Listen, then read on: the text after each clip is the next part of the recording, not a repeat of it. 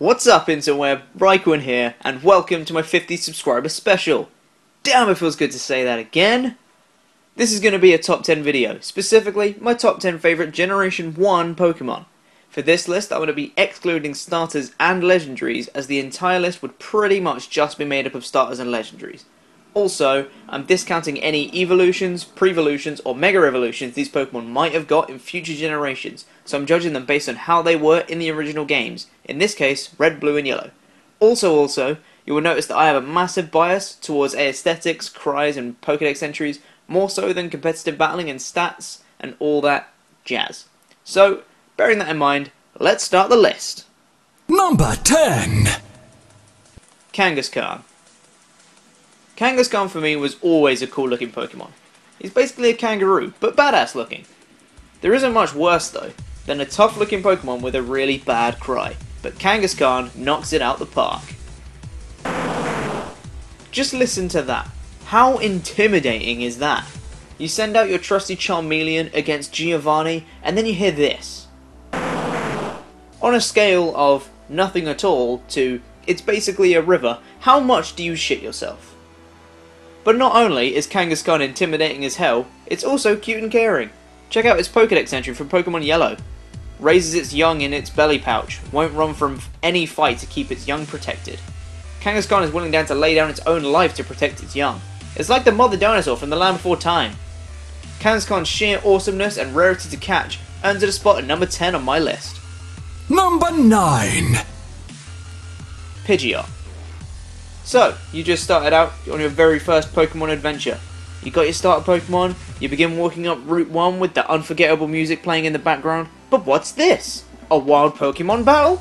And here enters Pidgey. Pidgey becomes your teammate and grows into a Pidgeot.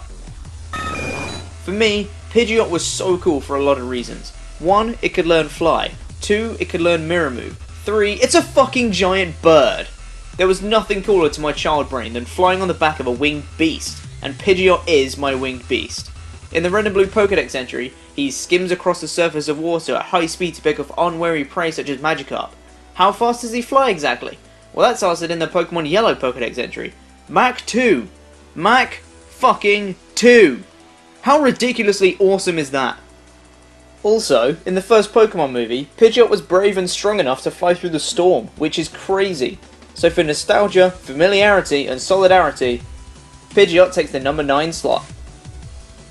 Number 8! Arbok. Arbok is one of those Pokemon where it's hard to say exactly what makes him so cool. It could be the fact he's a giant snake, kind of like a basilisk, except a little bit smaller. Or it could be the fact he's a huge poison type, which is cool. Or it could be that he sounds like this. Or it could be a combination of all of them. Arbok for me was one of the best ordinary Pokemon. It wasn't a starter, or a legendary, or a Pokemon you could only get once, or a Pokemon that was special in some way, just a bog standard Pokemon you could get in the grass. That didn't stop him from being awesome though. The Pokédex described the markings on his belly as ferocious and frightening. For a Pokédex that doesn't bat an eyelid at child murder, abductions, or gory details of hunting, calling something frightening and ferocious must be so. He's a badass snake with an amazing cry, and looks intimidating as fuck. And for that, Arbok comes in at number 8. Number 7! Rhyhorn.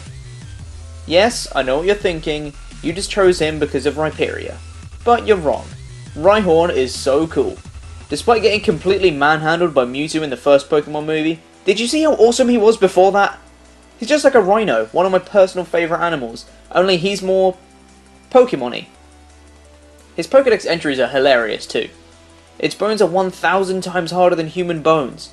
Combine that with the fact that it's a one-track mind Pokemon, and once it starts charging it won't stop running until it falls asleep, and you have yourself one big destructive motherfucker. For the sheer strength and similarities to Charizard, Rhyhorn is at number 7. Number 6! Arcanine. Now some of you may argue that Arcanine is actually a legendary Pokemon, and if you looked at the Pokédex you might be right. But when I exclude legendaries, I'm excluding the classic legendaries. Otherwise I'd have to exclude Pidgey for being a legendary bird, and Omanyte because of the almighty Helix fossil. However, I'm not, so Arcanine fits on the list. And boy oh boy does he earn his spot. He's a fire dog who always looks like he's on guard, so you just know he's a loyal little puppy. He's been admired since the past for his beauty, and he runs as if he's on wings. Not only that, but he's celebrated as a legendary Pokemon in China. I'm not Chinese, so he's no legendary to me. However, he's a beast who can learn extreme speed, so he's all cool and calm until you need him to rip your opponent limb from limb, which he will gladly do. For Arcanine's looks, cry, and overall demeanour, he fits in at number 6 on the list. Number 5. Cypher. We've reached the halfway point in the list, but there are no halves with this next Pokemon. Cypher is an all-out awesome Pokemon. He may be weak to rock, flying, fire, ice, electric, and in Generation 1, poison, and he may have small defenses. But what the hell does that matter when you look like that? The incredible feeling you get when you encounter a Cypher and hear this sound is just indescribable. Not to mention the fact that Cypher is basically described as a ninja, and he slices his prey with his scythes. You would not want to get on the bad side of Cypher, that's for sure. For looking ridiculously awesome, having so much power in his scythes and being a ninja, Cypher earns the number 5 spot. Number 4. Alakazam. Here we go, number 4. This is where it gets real interesting. Alakazam was always a mystery to me as a kid, as I didn't have anyone to trade with, which prevented me from getting one. The day came when I could trade myself the Kadabra, and holy crap, I did not regret getting a second Game Boy just for that. Alakazam is power. He is so crazily quick and so hard hitting that it's hard to find any other Pokemon that can do his job as well as he can. Not only is he powerful, he's also clever. Really clever. The Pokédex describes him as having an IQ of around 5,000, outperforming a supercomputer. It never forgets anything it learns, which is what makes it so smart. So he's a clever hard hitter. When's the last time you ever heard of a smart Pokemon that can hit hard? You have hard hitters like Rhyhorn who are stupid, and you have smart Pokemon who can't do fuck all with their intelligence. I'm looking at you, Yuxi. Plus, he must be a fan of ice cream with them spoons, and who doesn't like ice cream? For an awesome moustache and a spoon-bending telekinesis, Alakazam comes in at number 4. Number 3. Nidoking. Nidoking and Nidoqueen are among some of the earliest fully evolved 3-stage evolution Pokemon you can get. Using a Moonstone you can get Mount Moon, your trusty Nidorino becomes Nidoking. Holy shit, what the hell just happened? Nidorino just went through puberty in about 2 seconds. This to this. Just look at him! How could you not love that? Now despite in future games when you find out that Nidoking is as small as hell, in these games he looks huge! Imagine Nidoking being 6 or 7 feet tall. Now that would be awesome. My child brain thought he was, and for that Nidoking was awe-inspiring. Also, Nidoking has one of the best cries in any Pokemon game, by far. I'm going to play it again because it is just too good. How intimidating and awesome does that sound? And just listen to his Pokédex entries. It uses its powerful tail in battle to smash, constrict, and break the prey's bones. Its steel-like hide adds to its powerful tackle. Its horns are so hard they can pierce a diamond. Holy Christ, imagine taking a body slam from this thing. For sheer badassery, Nidoking takes the bronze medal at number 3. Number 2. Dragonite. Dragonite is awesome. Look at this guy. Now he may have been mistreated in the first Pokemon movie and had no relevant role whatsoever, but when he knocked over all of the heroes' stuff when he took off, my child brain loved it. He looks so cool, I just can't put my finger on what it is. It could be the bulkiness, the wings, the fact he's a dragon, or the fact that he's a pseudo-legendary who can kick some serious ass. Also, this. This guy's stats and move pool is absolutely crazy. He can be offensive, defensive, or whatever you want him to be. The Pokédex states that his intelligence is as good as humans. Okay, he might not be Alakazam or Metagross, but he's one smart cookie who can adapt to any situation. This adaptability earns himself the silver medal in the number 2 spot. Number 1. Gyarados. For all of this, Gyarados takes the number 1 spot. So thanks for watching, guys. If you like this list, wait. You want more reasons than that? Alright, fine, but I didn't think I needed to say more.